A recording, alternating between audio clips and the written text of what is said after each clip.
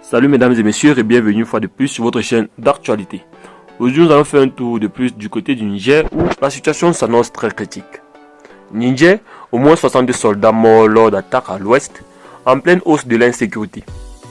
Les attaques terroristes se multiplient depuis quelques jours au Niger, dans le nord des régions de Tillabéri et de Taoua, toutes deux frontalières avec le Mali, notamment deux embuscades qui ont été tendues aux forces nigériennes lundi 2 octobre 2023.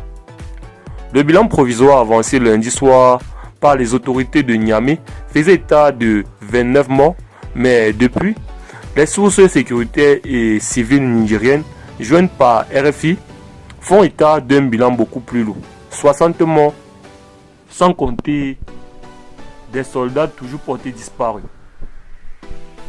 Ce sont en majorité des militaires et des gardes nationaux qui ont été enterrés mardi 3 octobre à la mi-journée à Tilia, une préfecture située à l'ouest de Taoua, en plein Azawa nigérien.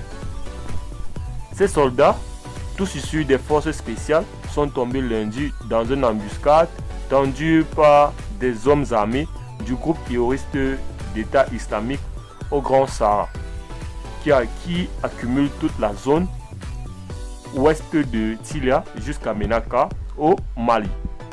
La présence de cette branche sahélienne du groupe terroriste s'est considérablement renforcée dans la zone des trois frontières, Niger, Mali et Burkina Faso, depuis le retrait de la force française Barkhane. Lundi soir, la junte avait annoncé le chiffre de 29 morts et décrété un deuil national de 3 jours.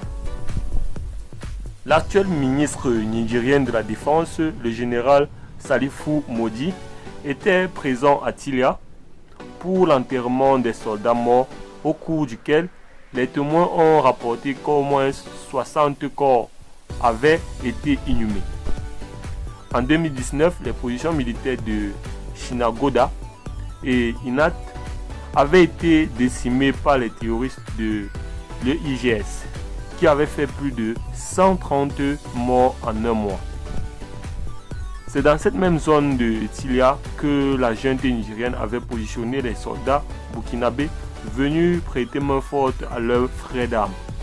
On ignore si des soldats burkinabés font partie autant pour moi des victimes de ces embuscades. Et bien les amis, c'est tout pour cette petite note. N'oubliez pas de nous laisser vos impressions en commentaire et on se dit à très bientôt.